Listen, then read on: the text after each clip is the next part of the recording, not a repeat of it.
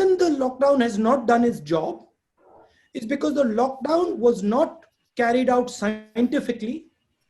It was carried out arbitrarily. It was not done asking the stakeholders. It was done suddenly without any warning. No state government was asked. No businesses were asked. No migrants were told. It was done in the form of a demonetization. One man decided we are now locking down. The result is, and I say this with a level of confidence, the result is that the lockdown in India is not going to do the job that it was supposed to do. And I am confident that you will now see an increase in the disease profile.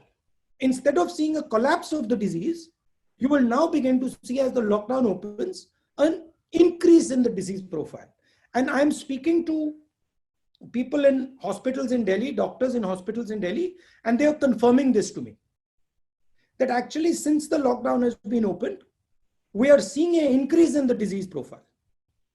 So the first thing to say and to understand is that India's complete and absolute lockdown has actually failed.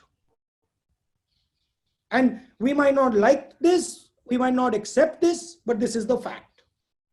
मैं clearly कहना चाहता हूं कि ये जो सब इन्होंने हजारों करोड़ों लाखों करोड़ों की बात की है, इसमें से ज्यादा इन्होंने कर्ज देने की बात की है। आज हिंदुस्तान के गरीब लोगों को कर्ज की जरूरत नहीं है। आज हिंदुस्तान के लोगों को, गरीब लोगों को, छोटे बिजनेस वालों को पैसे की जरूरत है। जैसे इंजन को स्टार्ट करने के लिए आपको प्राइम करना पड़ता है, आपको कार्बोरेटर में डायरेक्टली फ्यूल डालना पड़ता है। अगर हमने ये काम नहीं किया, ये इंजन चालू नहीं होगा। स्ट्रेट फॉरवर्ड बात है। और हमें बहुत क्लियरली, कैटेगोरिकली ये बोलना चाहिए कि ये अब जरूर गरीब लोगों की मदद करनी है, मगर अब ये रास्ता, अब ये वहां बात नहीं रुकी है, अब ये बात उससे बहुत आगे चली गई है।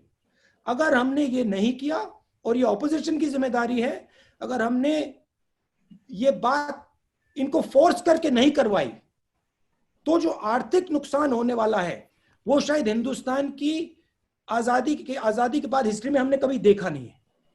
ये जो लड़ाई है, ये स्टेट लेवल पे लड़ी जा रही है, ये डिस्ट्रिक्ट लेवल पे लड़ी जा रही है, नेशनल लेवल पे मदद की जा सकती है, सपोर्ट दिया जा सकता है, मगर लड़ाई स्टेट्स लड़ रहे हैं।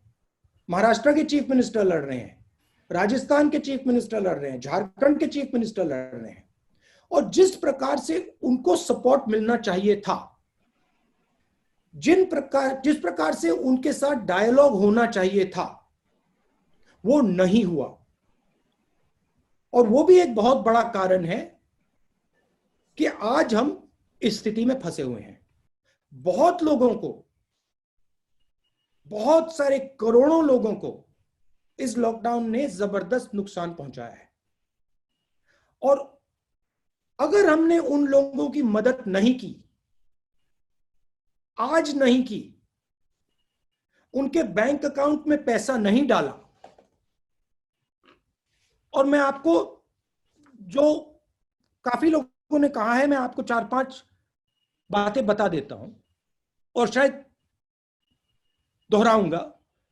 अगर हमने डायरेक्ट पैसा ट्रांसफर नहीं किया, और हम सबका प्रपोजल है 7,500 रुपए सबसे गरीब लोगों के लिए, अगर हमने भोजन का सपोर्ट नहीं दिया, अगर हमने स्मॉल एंड मीडियम बिजनेसेस को सपोर्ट नहीं किया, उनको प्रोटेक्ट नहीं किया, उनकी रक्षा नहीं की, अगर हमने माइग्रेंट वर्कर्स की मदद नहीं की, और अगर हमने प्रोक्योरमेंट, फार्मर्स का प्रोक्योरमेंट नहीं किया, तो इकोनॉमिक कैटास्ट्रोफी आने जा रही है।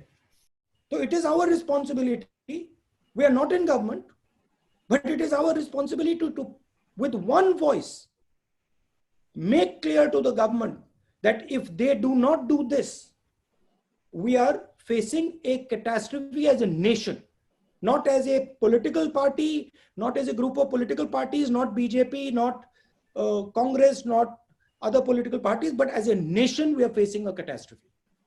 We will lose all the gains that we have made over the last 70 years. We will lose them.